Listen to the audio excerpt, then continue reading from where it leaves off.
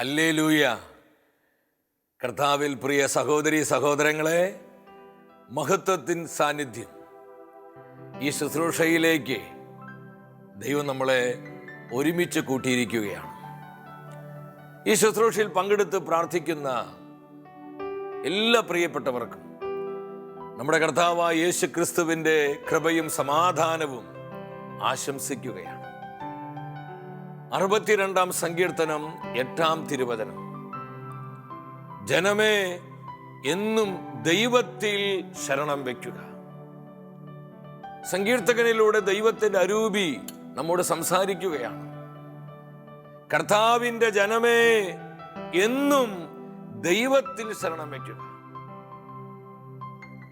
നമുക്ക് ശരണപ്പെടുവാനും ആശ്രയിക്കുവാനും കർത്താവ് ഉള്ളപ്പോൾ നമ്മൾ എന്തിനാണ് ആകുലചിത്തരാകുന്നത്? ഒന്നിനെയോർത്ത് നമ്മൾ ഭയചകിതരാകണ്ട. കർത്താവിന്റെ കരങ്ങളിൽ എല്ലാം സുരക്ഷിതമാണ്. ഇനി എങ്ങനെ കാര്യങ്ങൾ മുന്നോട്ട് പോകും? ഈ കാലത്തിന്റെ പ്രതിസന്ധികളിലേക്ക് നമ്മൾ നോക്കുമ്പോൾ നമുക്ക് ഒത്തിരി പ്രത്യാശിക്കുവാൻ വകയില്ല. ഇതൊരു യാഥാർത്ഥ്യമാണെങ്കിലും കർത്താവിനെ ആശ്രയിക്കുന്നവരെ, കർത്താവിനോട് വിശ്വസ്ത പുലർത്തുന്നവരെ ഏത് സാഹചര്യത്തിലും കരുതുവാൻ മതിയായവനാണ് ദൈവമായ കർത്താവ്. ഈ ഒരു തിരിച്ചറിവോടെയാണ് സങ്കീർത്തകൻ പറയുന്നത്, എന്നും ദൈവത്തിൽ ശരണം വയ്ക്കുക. ഈ വചനം കൃപയായി സ്വീകരിച്ചുകൊണ്ട് ഇന്നത്തെ ശുശ്രൂഷകളിലേക്ക് നമ്മൾ പ്രവേശിക്കാൻ ഒരുങ്ങുകയാണ്. നമ്മുടെ മനസ്സിന്റെ ഭാരങ്ങള്, പ്രത്യേകമായി നമ്മളെല്ലാം നേരിട്ടുകൊണ്ടിരിക്കുന്ന ഈ പ്രതിസന്ധി മൂലം ഉണ്ടാകുന്ന നഷ്ടങ്ങള്, വേദനകള്, നൊമ്പരങ്ങള്, പല വിധത്തിലുള്ള പ്രതികൂലങ്ങള് എല്ലാം ദൈവത്തിന്റെ പരിശുദ്ധാത്മാവിനെ സമർപ്പിച്ചുകൊണ്ട് ഹൃദയം തുറന്ന് പ്രാർത്ഥിക്കാൻ പോവാണ്. ദൈവശക്തി നമ്മുടെ മേൽ വ്യാപരിക്കുന്ന സമയം, പരിശുദ്ധാത്മാവിന്റെ തീ നമ്മുടെ കുടുംബങ്ങളിലും സമൂഹങ്ങളിലും കത്തി പടരുന്ന മണിക്കൂറുകളാണ്. ആഗ്രഹിച്ച് പ്രാർത്ഥിക്കണം. കർത്താവ് നമ്മൾ ആരെയും കൈവിടുകയില്ല. കർത്താവിന്റെ തിരുമുഖത്തെ കണ്ണുറപ്പിച്ച് വലതുകരം സ്വർഗത്തിലേക്ക് ഉയർത്തി വിശ്വാസത്തോടെ നമ്മൾ പ്രാർത്ഥിക്കുന്നു. കർത്താവായ ദൈവമേ, കർത്താവായ ദൈവമേ, അത്ഭുതങ്ങളും അടയാളങ്ങളും നൽകണമേ. അത്ഭുതങ്ങളും അടയാളങ്ങളും നൽകണമേ. ദൈവത്തിന്റെ പരിശുദ്ധാത്മാവേ, ദൈവത്തിന്റെ പരിശുദ്ധാത്മാവേ, പ്രാർത്ഥനയുടെ ആത്മാവായി, പ്രാർത്ഥനയുടെ ആത്മാവായി പതിനായിരങ്ങളിൽ നിറയണമേ. പതിനായിരങ്ങളിൽ നിറയണമേ. പരിശുദ്ധാത്മാവേ വരണമേ. പരിശുദ്ധാത്മാവേ വരണമേ. കുടുംബങ്ങളിലേക്ക് വരണമേ. കുടുംബങ്ങളിലേക്ക് വരണമേ. കൂട്ടായ്മകളിലേക്ക് വരണമേ. കൂട്ടായ്മകളിലേക്ക് വരണമേ. ദേശാന്തരങ്ങളിലേക്ക് വരണമേ. ദേശാന്തരങ്ങളിലേക്ക് വരണമേ. കുഞ്ഞുങ്ങളിലേക്ക് വരണമേ. കുഞ്ഞുങ്ങളിലേക്ക് വരണമേ. പരിശുദ്ധാത്മാവേ, പരിശുദ്ധാത്മാവേ, യുവജനങ്ങളെ ഉണർത്തണമേ. യുവജനങ്ങളെ ഉണർത്തണമേ. കാലത്തിന്റെ പ്രത്യേകത മനസ്സിലാക്കി, കാലത്തിന്റെ പ്രത്യേകത മനസ്സിലാക്കി പ്രാർത്ഥിക്കുവാൻ അനേകമായിരങ്ങളെ ഉജ്ജ്വലിപ്പിക്കണമേ. ഈശോയെ നന്ദി, ഈശോയെ നന്ദി, ഈശോയെ സ്തുതി. കരങ്ങൾ അടിച്ച് പരിശുദ്ധാത്മ ശക്തി നിറയുവാൻ നമ്മൾ ആഗ്രഹിക്കുക. പരിശുദ്ധാത്മാവ് പ്രാർത്ഥനയുടെ ആത്മാവാണ്. മറ്റെന്തിനേക്കാൾ ഉപരി ഈ നാളുകളിൽ ദൈവജനം പ്രാർത്ഥനയുടെ ചൈതന്യം കൊണ്ട് നിറയപ്പെടണം. നമ്മുടെ കുടുംബങ്ങളിൽ പ്രാർത്ഥനയുടെ ചൈതന്യം നിറയട്ടെ. നമ്മുടെ കൂട്ടായ്മകൾ പ്രാർത്ഥനയ്ക്കായി ഉണർത്തപ്പെടട്ടെ. കർത്താവേ, പ്രാർത്ഥനയുടെ ചൈതന്യം പകരണമേ. ഈ ഒരു ആഗ്രഹത്തോടെ നമ്മൾ ഒരുമിച്ച് കരമടിച്ച് ആത്മാവിനെ വിളിച്ച് പ്രാർത്ഥിക്കുകയാണ്. പരിശുദ്ധാത്മാവേ വരണമേ, വരണമേ, വരണമേ. Come Holy Spirit. ആമേൻ. ദൈവത്തിന്റെ ആത്മാവിറങ്ങി വന്നു, മനുഷ്യരുടെ മേൽ ആവസിച്ചു. വരിക പരിശുദ്ധാത്മാവേ, കൃപയുടെ ആത്മാവായി മനുഷ്യരുടെ മേൽ ആവസിച്ചു. നിറയണമേ, നിറയണമേ, പരിശുദ്ധാത്മാവേ നിറയണമേ. ആഗ്രഹിച്ചുകൊണ്ട് പാടുക. പരിശുദ്ധാത്മാവേ വരിക, ദൈവശക്തിയായി, ദൈവകൃപയായി വരിക. നിറയണമേ. യേശുവിന്റെ നാമത്തിൽ പ്രാർത്ഥിക്കുന്നു, അവിടുത്തെ നാമത്തിൽ ശാസിക്കുന്നു. യേശുവിന്റെ നാമത്തിൽ പ്രാർത്ഥിക്കുന്നു, പരിശുദ്ധാത്മ ശക്തി വ്യാപരിക്കട്ടെ. നാമത്തിൽ ശാസിക്കുന്നു. അന്ധകാരമേ ബന്ധനങ്ങളെ യേശുവിന്റെ നാമത്തിൽ വിട്ടുമാറുക. അത്ഭുത സൗഖ്യങ്ങള്, അത്ഭുത ഡെലിവറൻസുകള് നമ്മുടെ മധ്യേ സംഭവിക്കട്ടെ.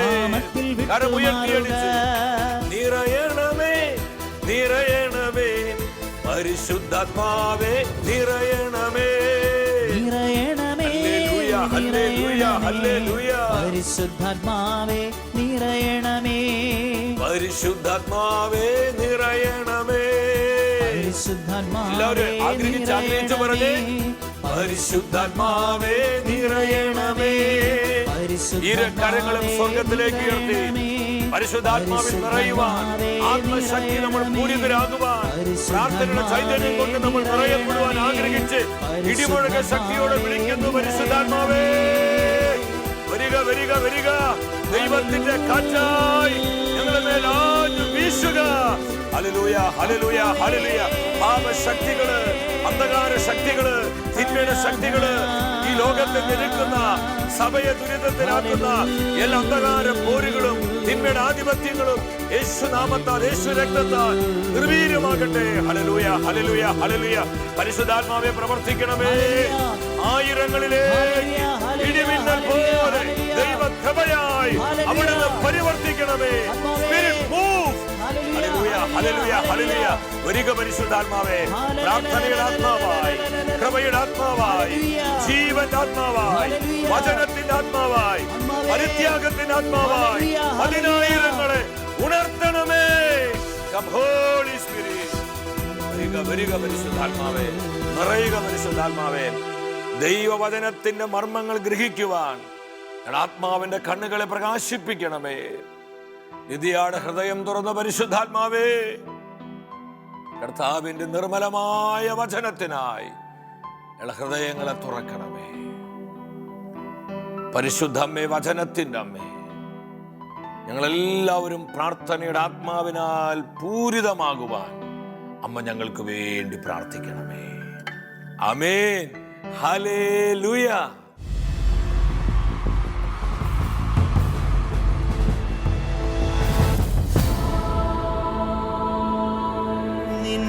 വചനം ധ്യാനിക്കുമ്പോ പ്രിയ ദൈവമക്കളെ, നമ്മെ ആത്മാവിൽ ബലപ്പെടുത്തുന്ന കർത്താവിൻ്റെ വചനത്തിൻ്റെ മുൻപിൽ പ്രാർത്ഥനാപൂർവമായിരിക്കാം. ഇന്നത്തെ വചന ശുശ്രൂഷയിലൂടെ പരിശുദ്ധാത്മാവ് നമ്മെ പഠിപ്പിക്കുന്നത് പ്രാർത്ഥനയ്ക്കായി ഉണരുക. ദൈവജനം പ്രാർത്ഥനയ്ക്കായി ഉണരുക. ഈ നാളുകളിൽ കർത്താവിൻ്റെ ആത്മാവ് തരുന്ന ഈ സന്ദേശത്തിന് വലിയ പ്രാധാന്യമുണ്ട്. മറ്റെന്തിനേക്കാളും ഉപരി ദൈവത്തിൻ്റെ ജനം പ്രാർത്ഥനയുടെ ആത്മാവിൽ നിറയപ്പെടേണ്ട സമയമാണിത്. കാലത്തിൻ്റെ അടയാളങ്ങളും ആനുകാലിക സംഭവങ്ങളും ദൈവജനത്തിൻ്റെ മുന്നറിയിപ്പുകൾ എന്താണ് നമ്മോട് വിളിച്ചു പറയുന്നത്? ഇത് പ്രാർത്ഥിക്കുവാനുള്ള സമയമാണ്. കർത്താവിൻ്റെ അരൂപി പ്രാർത്ഥനയ്ക്കായി അനേകരെ നാളുകളിൽ പ്രചോദിപ്പിക്കുകയാണ്. മത്തായിയുടെ സുവിശേഷം 26-ാം അധ്യായം 41-ാം തിരുവചനം. പ്രലോഭനത്തിൽ അകപ്പെടാതിരിക്കാൻ നിങ്ങൾ ഉണർന്നിരുന്ന് പ്രാർത്ഥിക്കുവിൻ. ആത്മാവ് സന്നദ്ധമാണെങ്കിലും ശരീരം ബലഹീനമാണ്. ഈ വചനത്തിലൂടെ ദൈവത്തിൻ്റെ ആത്മാവ് നമുക്ക് തരുന്ന ആലോചന എന്താണ്? നമ്മൾ അനേക പ്രാവശ്യം വായിച്ചിട്ടുള്ള, കേട്ടിട്ടുള്ള, ധ്യാനിച്ചിട്ടുള്ള തിരുവചനമാണിത്. തൻ്റെ പ്രിയപ്പെട്ട ശിഷ്യരെ നോക്കി കർത്താവ് പറയുകയാണ്, പ്രലോഭനത്തിൽ അകപ്പെടാതിരിക്കാൻ നിങ്ങൾ ഉണർന്നിരുന്ന് പ്രാർത്ഥിക്കുക. വലിയ പ്രതിസന്ധിയുടെ നാളുകളിലൂടെ നമ്മൾ കടന്നു പോകുന്നത്. സാമ്പത്തിക നഷ്ടങ്ങൾ, ജോലി നഷ്ടപ്പെടുന്നു, ആരോഗ്യം നഷ്ടപ്പെടുന്നു, പല വിധത്തിലുള്ള പ്രതികൂലങ്ങൾ, പ്രതിസന്ധികളെല്ലാം നമ്മുടെ മുൻപിൽ തലയുയർത്തി നിൽക്കുകയാണ്. ഇന്ന് അനേകരെ അസ്വസ്ഥരാണ്. ജീവിതം വഴിമുട്ടി നിൽക്കുന്ന ആയിരങ്ങൾ നമ്മുടെ മധ്യയുണ്ട്. എന്ത് ചെയ്യണം, ഏത് ചെയ്യണമെന്ന് അറിയാതെ ആശയക്കുഴപ്പത്തിലായിരിക്കുന്നവരെ, കാര്യങ്ങൾ ഇങ്ങനെ പോയാൽ ജീവിതം എങ്ങനെ മുന്നോട്ട് പോകുമെന്ന് ചിന്തിക്കുന്നവരെ, എൻ്റെ സഹോദരി സഹോദരങ്ങളെ, കർത്താവ് വ്യക്തമായി നമ്മളെ പഠിപ്പിക്കുകയാണ്. ഇതൊരു യാഥാർത്ഥ്യമാണെങ്കിലും നമ്മൾ എന്താ ചെയ്യേണ്ടത്? നമ്മൾ ഉണർന്നിരുന്ന് പ്രാർത്ഥിക്കണം. കാലത്തിൻ്റെ പ്രത്യേകത തിരിച്ചറിഞ്ഞുകൊണ്ട് കർത്താവിൻ്റെ കൃപയോട് സഹകരിച്ച് പ്രാർത്ഥിക്കുമ്പോൾ ഈ വിഷയങ്ങളിൽ വലിയ മാറ്റങ്ങൾ സംഭവിക്കുമെന്ന് സ്വർഗം ഉറപ്പ് തരികയാണ്. സക്രിയ പ്രവചനം 12:10 വരണം. ദാവീദ് ഭവനത്തിൻ്റെയും ജെറുസലേം നിവാസികളുടെ മേൽ ഞാൻ കൃപയുടെയും പ്രാർത്ഥനയുടെയും ചൈതന്യം പകരും. കർത്താവ് വ്യക്തമായി നമ്മോട് പറയാ, ഞാൻ കൃപയുടെയും പ്രാർത്ഥനയുടെയും ചൈതന്യം പകരും. പരിശുദ്ധാത്മാവ് പ്രാർത്ഥനയുടെ ആത്മാവാണ്, സ്പിരിറ്റ് ഓഫ് പ്രയർ ആണ്. പരിശുദ്ധാത്മാവാണ് നമ്മളെ പ്രാർത്ഥിക്കുവാനായി പ്രേരിപ്പിക്കുന്നത്. പരിശുദ്ധാത്മാവാണ് നമ്മെ പ്രാർത്ഥനയിലേക്ക് നയിക്കുന്നത്. നമ്മുടെ കർത്താവ് പറഞ്ഞു, മാർക്കോസിന്റെ സുവിശേഷം 9-29 പ്രാർത്ഥനയുടെ പ്രാധാന്യത്തെക്കുറിച്ചും പ്രാർത്ഥനയുടെ ശക്തിയെക്കുറിച്ചും വളരെ ആധികാരികമായി യേശു തന്നെ പറഞ്ഞു തരികയാണ്. പ്രാർത്ഥന കൊണ്ടല്ലാതെ മറ്റൊന്നുകൊണ്ടും ഈ വർഗം പുറത്തു പോവുകയില്ല. നമ്മളൊന്ന് ചിന്തിച്ച്, കർത്താവ് എന്താ നമ്മെ പഠിപ്പിച്ചത്? കഥ പറഞ്ഞത് കൊണ്ടോ, കുറച്ച് പ്രബോധനങ്ങൾ കൊണ്ടോ, ആശയങ്ങൾ പങ്കുവെച്ചത് കൊണ്ടോ, നമ്മളിങ്ങനെ പദ്ധതികൾ ആവിഷ്കരിച്ചത് കൊണ്ടോ, ഇതൊക്കെ നല്ലത് തന്നെയാണ്. എന്നാൽ നമ്മൾ പ്രാർത്ഥിക്കുവാൻ തയ്യാറാകുന്നില്ലെങ്കിൽ ഇതുകൊണ്ടൊന്നും ഒരു പ്രയോജനവുമില്ല. പിശാച് ഭയപ്പെടുന്നത് ദൈവജനത്തിൻ്റെ പ്രാർത്ഥനയാണ്. പ്രാർത്ഥനയെ നശിപ്പിക്കാൻ ഇതുവരെ പിശാചും മനുഷ്യരും മറു ആയുധം കണ്ടുപിടിച്ചിട്ടില്ല. അതുകൊണ്ട് തന്നെയാണ് മറ്റെന്തിനേക്കാളും ഉപരി നമ്മുടെ പ്രാർത്ഥനയ്ക്ക് നേരെ സാത്താൻ ആക്രമണം നടത്തുന്നത്. യേശു പറഞ്ഞു, വേറെ ഒരു വഴിയുമില്ല. ഈ വചനത്തിൻ്റെ അർത്ഥം തിരിച്ചറിഞ്ഞുകൊണ്ട് എൻ്റെ പ്രിയപ്പെട്ടവരെ, നമ്മൾ പ്രാർത്ഥനയ്ക്കായി ഉണരണം. ജോയേൽ പ്രവചനം 1-14 വളരെ ശക്തമായൊരു ദൂതാണ് പരിശുദ്ധാത്മാവ് നമുക്ക് തരുന്നത്. ഉപവാസം പ്രഖ്യാപിക്കുവിൻ, മഹാസഭ വിളിച്ചുകൂട്ടുവിൻ, ശ്രേഷ്ഠന്മാരെയും ദേശാധിപതികളെയും നിങ്ങൾ ദൈവമായ കർത്താവിൻ്റെ ആലയത്തിൽ ഒന്നിച്ചു കൂട്ടുവിൻ, കർത്താവിനോട് പ്രാർത്ഥിക്കുവിൻ. ഈ വചനത്തിലോട്ട് എല്ലാവരും ഒന്ന് വന്നേ. എന്താ പരിശുദ്ധാത്മാവ് നമുക്ക് തരുന്ന ആലോചന? ഇത് ഉപവസിച്ച് പ്രാർത്ഥിക്കേണ്ട സമയമാണ്. ലോകം മുഴുവൻ കൊറോണ ഈ വൈറസിന് പടർന്നു പിടിച്ചിരിക്കുകയാണ്. എന്തു ചെയ്യണമെന്ന് അറിയാതെ അധികാരികൾ ആകുലപ്പെടുകയാണ്. എന്നാൽ വ്യക്തമായി ദൈവത്തിൻ്റെ വചനം പഠിപ്പിക്കുകയാണ്. നമ്മൾ ഇന്ന് കാണുന്ന ഈ പ്രതിസന്ധിക്കുള്ള ഉത്തരം എന്താണ്? ഉപവാസം പ്രഖ്യാപിക്കുക. ദൈവത്തിന് ജനം ഒന്നിച്ചു കൂടണം. നമ്മളിങ്ങനെ ആയിരങ്ങളും പതിനായിരങ്ങളായിട്ട് ഒരുമിച്ച് സമ്മേളിക്കാൻ നമുക്ക് ഈ സമയം സാധ്യമല്ല. പക്ഷേ നമ്മളായിരിക്കും നമ്മുടെ ഭവനങ്ങളിലാകാം, സമർപ്പിത സമൂഹങ്ങളിലാകാം, നമ്മുടെ വ്യക്തിപരമായ ജീവിതത്തിലാകാം. നമ്മൾ ഈ വചനത്തിൻ്റെ പവർ ഏറ്റെടുത്തുകൊണ്ട്, ഈ വചനത്തിൽ കർത്താവ് വെച്ചിരിക്കുന്ന കൃപയെ സ്വീകരിച്ചുകൊണ്ട് സ്വർഗം നൽകുന്ന ഈ ദൗത്യം നമ്മൾ സ്വന്തമാക്കിയാൽ അത്ഭുതങ്ങൾ ഈ വിഷയത്തിൽ പരിശുദ്ധാത്മാവ് പ്രവർത്തിക്കും. ഉപവാസം പ്രഖ്യാപിക്കുക. ഇതൊരു പഴഞ്ചൻ ആശയമല്ല പ്രിയപ്പെട്ടവരെ. കർത്താവിൻ്റെ മനസ്സറിഞ്ഞ് നമ്മൾ മുട്ടുമടക്കി ഉപവസിച്ച് പരിത്യാഗത്തോടെ പ്രാർത്ഥിക്കാൻ തയ്യാറാകുമ്പോൾ നമ്മൾ ഇന്ന് കാണുന്ന ഈ പ്രതിസന്ധിയിൽ ദൈവശക്തി വ്യാപരിക്കും. നമുക്കൊരു തീർപ്പുണ്ടാകും. ആർക്കും ഒന്നും പറയാൻ പറ്റുന്നില്ല. ഇത് എന്ന് അവസാനിക്കും, എന്ന് തീരുമെന്ന് ആർക്കും ഒന്നും പറയാൻ പറ്റുന്നില്ല. ഇതിൻ്റെ നടുവിലാണ് ദൈവത്തിൻ്റെ വചനം ഈ സന്ദേശം നമുക്ക് തരുന്നത്. നിങ്ങൾ ശ്രേഷ്ഠന്മാരെയും ദേശാധിപതികളെയും വിളിച്ചു കൂട്ടണം, കർത്താവിനോട് പ്രാർത്ഥിക്കണം. ദൈവത്തിൻ്റെ ശക്തമായ കരങ്ങൾക്ക് മാത്രമാണ് ഈ പ്രതിസന്ധിയെ പരിഹരിക്കാൻ സാധിക്കും. മനുഷ്യർക്ക് ആർക്കും ഇത് സാധ്യമല്ല. ഇതുവരെ കൃത്യമായി നമുക്കൊരു മെഡിസിൻ പോലും കണ്ടുപിടിക്കാൻ പറ്റിയിട്ടില്ല.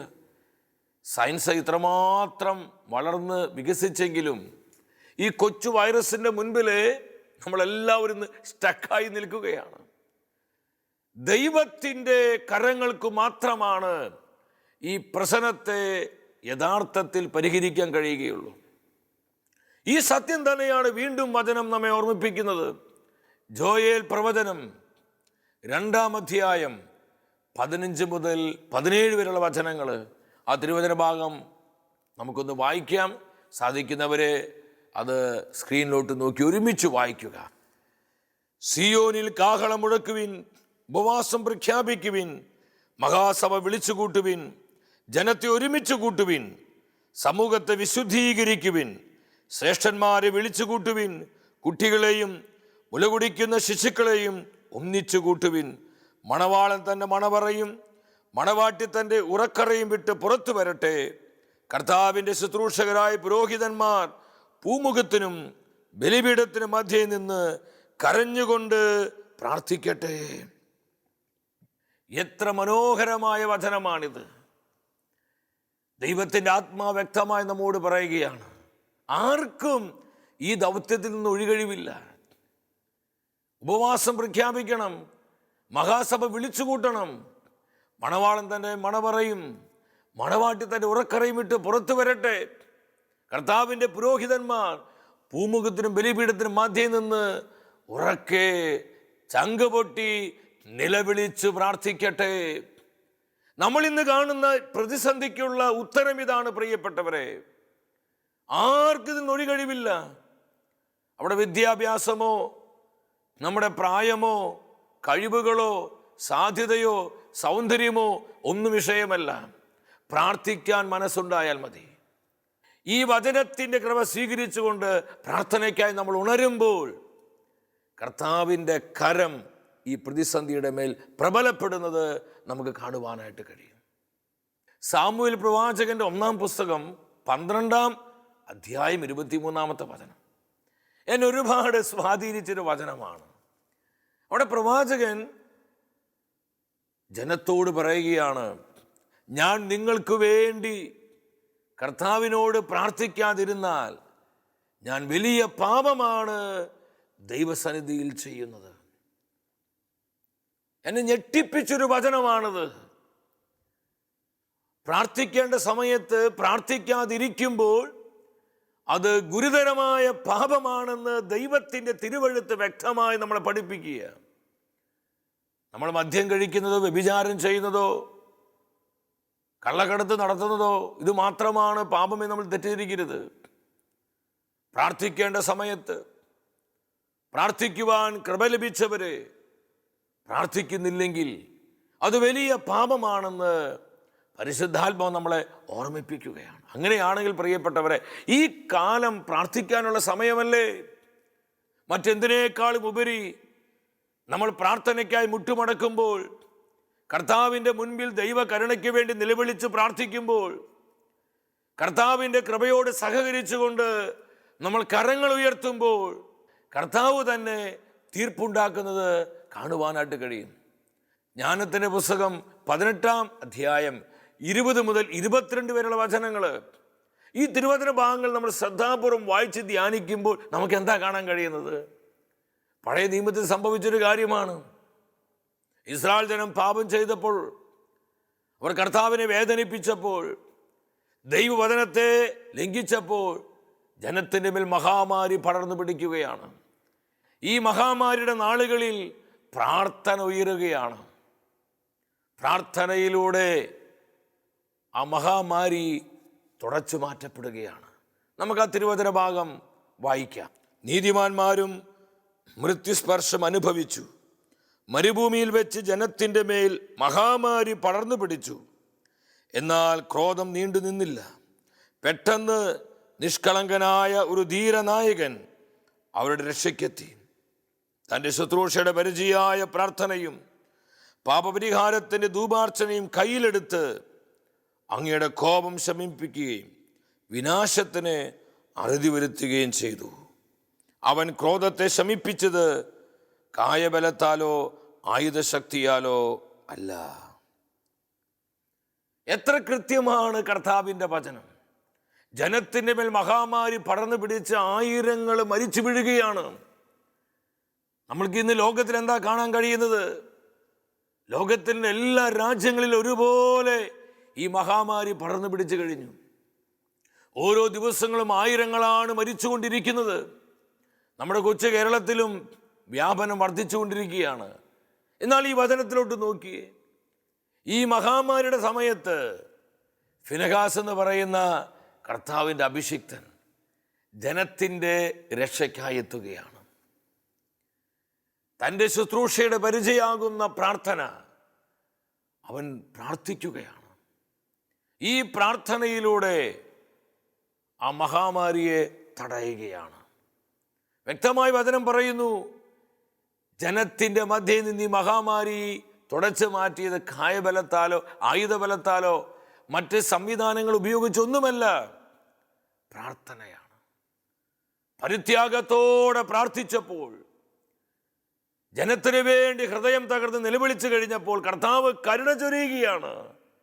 തൻ്റെ ജനത്തിൻ്റെ മേൽ കൃപ പകരുകയാണ്. എൻ്റെ പ്രിയപ്പെട്ടവരെ, ഇന്ന് ലോകത്തിന് വേണ്ടി, ലോകരാജ്യങ്ങൾക്ക് വേണ്ടി നമ്മൾ അനുഭവിക്കുന്ന ഈ പ്രതിസന്ധിക്ക് വേണ്ടി, ഈ വൈറസ് ലോകത്ത് തുടച്ചു മാറ്റപ്പെടാൻ വേണ്ടി നമ്മൾ കർത്താവിൻ്റെ കൃപയോട് സഹകരിച്ച്, കർത്താവിൻ്റെ ആത്മാവിനാൽ നിറഞ്ഞ് നമ്മൾ പ്രാർത്ഥിക്കാൻ തയ്യാറാകുമ്പോൾ ഇസ്രായേൽ ജനത്തിന് ജീവിതത്തിൽ സംഭവിച്ചതുപോലെയുള്ളൊരു ദൈവപ്രവൃത്തി ഈ നാളുകളിൽ നമുക്ക് വേണ്ടിയും സ്വർഗം പ്രവർത്തിക്കുമെന്ന് നമ്മൾ വിശ്വസിക്കണം.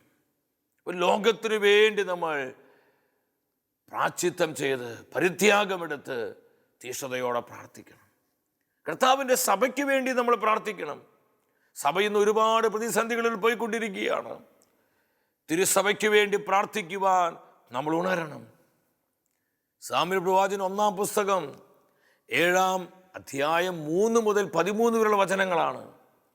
പ്രവാചകനായ സാമുവേലെ ദൈവത്തിൻ്റെ ആലോചന ജനത്തെ അറിയിക്കുകയാണ്. നിങ്ങൾ കർത്താവിലേക്ക് തിരിയണം, അന്യ ആരാധന നിങ്ങൾ ഉപേക്ഷിക്കണം, ദൈവമായ കർത്താവിനെ നിങ്ങളെ തന്നെ സമർപ്പിക്കണം, നിങ്ങൾ ഉപവസിച്ച് പ്രാർത്ഥിക്കണം, ശത്രുകരങ്ങളിൽ നിന്ന് കർത്താവ് നിങ്ങളെ സംരക്ഷിക്കും. 5 കാര്യങ്ങൾ വ്യക്തമായി പറഞ്ഞു കൊടുക്കുകയാണ്. ജനം ഇതെല്ലാം അനുസരിക്കാൻ തയ്യാറായി. 7-ാം വചനത്തിൽ നമ്മൾ കാണുന്നുണ്ട്, സാമുവേലിൻ്റെ നേതൃത്വത്തിൽ മിസ്പായിൽ ജനം മുഴുവൻ ഒരുമിച്ച് കൂടുകയാണ്. വിശ്വാസം, നിങ്ങൾ അതൊന്ന് ഭാവന കണ്ടേ. ആ കാലഘട്ടത്തിലെ സഭ വലിയ ദുരിതത്തിലാണ്. സഭയുടെ കവാടങ്ങൾ ശത്രുവിൻ്റെ കരങ്ങളിലായിരുന്നു. അവർ ഒരുമിച്ച് കൂടി ആ ദിവസം മുഴുവൻ കർത്താവിൻ്റെ സന്നിധിയിൽ പാപങ്ങൾ ഏറ്റുപറഞ്ഞ് അനുദപിച്ച് ആ ദിവസം മുഴുവൻ ഉപവസിച്ചു പ്രാർത്ഥിച്ചു. ഹൃദയ തകർച്ചയോടെ അവർ കർത്താവിൻ്റെ മുമ്പിൽ നിലവിളിക്കുകയാണ്. എൻ്റെ പ്രിയപ്പെട്ടവരെ, പലപ്പോഴും ഇത്തരത്തിൽ പ്രതിസന്ധികളൊക്കെ വന്നിട്ടും നമ്മിൽ പലർക്കും ഈ ഹൃദയ തകർച്ച ഉണ്ടാകുന്നില്ല. നമ്മളൊരു നിസ്സംഗതയിലാണ്. ദൈവത്തിൻ്റെ പരിശുദ്ധാത്മ ഈ വചനത്തിലൂടെ വ്യക്തമായി നമ്മളോട് പറയാ, ഹൃദയം നുറുങ്ങി, ഹൃദയം പൊട്ടി, കണ്ണുനീരോടെ നമ്മൾ പ്രാർത്ഥിക്കണം. ജനം മുഴുവൻ പ്രാർത്ഥിച്ചപ്പോൾ സംഭവിച്ചത് എന്താണെന്ന് പറഞ്ഞു. 8-ാം വചനത്തിൽ പറയാണ്, മിസ്പായിൽ ഇസ്രായേൽ ഒരുമിച്ച് കൂടിയെന്ന് കേട്ട് ഫിലിസ്ത്യരെ അവരെ നശിപ്പിക്കാൻ വേണ്ടി പാഞ്ഞെടുക്കുകയാണ്. ഈ വാർത്ത കേട്ടപ്പോൾ ഇസ്രായേൽ ജനം നിലവിളിക്കുകയാണ്, പ്രവാചക സാമുവേലേ, ഞങ്ങളെ സഹായിക്കണം, ശത്രുവിൻ്റെ കരങ്ങളിൽ ഞങ്ങളെ രക്ഷിക്കണം. പ്രവാചകനായ സാമുവേൽ ഒരു ഇളമാട്ടിൻകുട്ടിയെ പിടിച്ച് ബലിപീഠം നിർമ്മിച്ച് കർത്താവിന് ബലിയർപ്പിക്കുകയാണ്. ഈ ബലിയർപ്പണ സമയത്ത് ഫിലിസ്ത്യരെ ഇസ്രായേലിനെ നശിപ്പിക്കാൻ വേണ്ടി അവരിങ്ങനെ അടുത്ത് വന്നുകൊണ്ടിരിക്കുക. എന്നാൽ എന്താ സംഭവിച്ചെന്ന് പറഞ്ഞു, ഭയങ്കരമായ ഒരു ഇടിനാഥം മുഴക്കി ഫിലിസ്ത്യരെ കർത്താവ് അങ്ങ് ഭയപ്പെടുത്തി. കർത്താവിൻ്റെ കരങ്ങളിൽ എന്തൊക്കെ പരിപാടികൾ! ശത്രുക്കളെ ഭയപ്പെടുത്തുകയാണ്. ഫിലിസ്ത്യർ ഭയചകിതരായി. അതുപോലൊരു ഇടിനാഥമായിരുന്നു. അവർ ജീവരക്ഷാർത്ഥം അവിടുന്ന് ഓടിപ്പോവുകയാണ്. 13-ാം വചനം പറയാ, സാമുവേലിൻ്റെ കാലം എത്രയും ഇസ്രായേലിൽ സമാധാന സ്വസ്ഥതയുണ്ടായിരുന്നു. ഫിലിസ്ത്യരുടെ മേൽ കർത്താവിൻ്റെ കരം പ്രബലപ്പെട്ടു. ആർക്കും ദൈവജനത്തെ നശിപ്പിക്കാൻ പറ്റുകയില്ല. സഭയ്ക്ക് വേണ്ടി നമ്മൾ പ്രാർത്ഥിക്കണം. നമ്മൾ നമ്മളെ തന്നെ വിശുദ്ധീകരിച്ചുകൊണ്ട് എളിമപ്പെടുത്തി നമ്മൾ തിരുസഭയ്ക്ക് വേണ്ടി പരിത്യാഗമെടുത്ത് പ്രവാചകന്മാർ പ്രാർത്ഥിച്ചതുപോലെ, അപ്പോസ്തലന്മാർ പ്രാർത്ഥിച്ചതുപോലെ, സഭയിൽ അനേകം വിശുദ്ധാത്മാക്കൾ പ്രാർത്ഥിച്ചതുപോലെ ഈ നാളുകളിൽ പ്രാർത്ഥനയുടെ ആത്മാവിൽ നിറഞ്ഞ് കർത്താവിൻ്റെ ഹൃദയത്തിൻ്റെ വേദന നമ്മൾ സ്വന്തമാക്കി പ്രാർത്ഥിക്കുമ്പോൾ ലോകത്തിലും സഭയിലും കാണുന്ന അനേകം പ്രതിസന്ധികൾക്ക് ഉത്തരമുണ്ടാവുകയാണ്. ഈ സത്യം മനസ്സിലാക്കിക്കൊണ്ട് ഈ നാളുകളിൽ നമ്മൾ പ്രാർത്ഥനയ്ക്കായി ഉണരണം. വ്യക്തിപരമായ നമ്മുടെ നിയോഗങ്ങളെയും കുടുംബത്തിൻ്റെ സകല ആവശ്യങ്ങളെയും നമ്മെ ഓരോരുത്തരെയും നമ്മുടെ കർത്താവ് സമൃദ്ധമായി അനുഗ്രഹിക്കട്ടെ.